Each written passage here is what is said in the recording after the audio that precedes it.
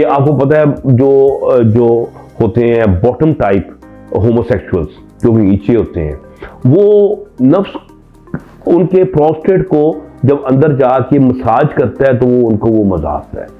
हम कई दफ़ा हमें उंगली डाल के मरीज के पीछे से प्रोस्टेट की मसाज करनी पड़ती है वो उसका फ्लूइड लेने के लिए बीमारियों की सूरत में, तो मरीजों को कई दफ़ा वो बड़ा एंजॉय कर रहे होते हैं।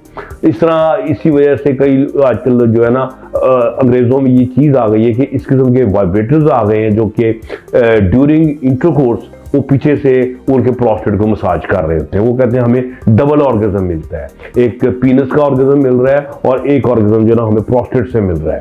तो वो प्रोस्टेट को बकायदा एक सेक्सुअल ऑर्गन की तरह ही उसको समझते हैं और उसको ट्रीट करते हैं। तो ये जो इंफॉर्मेशन है ये आपको मिलनी चाहिए कि ये सेक्सुअल ऑर्गन जो है वो कहाँ कहाँ पाए जाते हैं और उसमें जो है वो प्रोस्टेट का रोल जो है वो क्या है।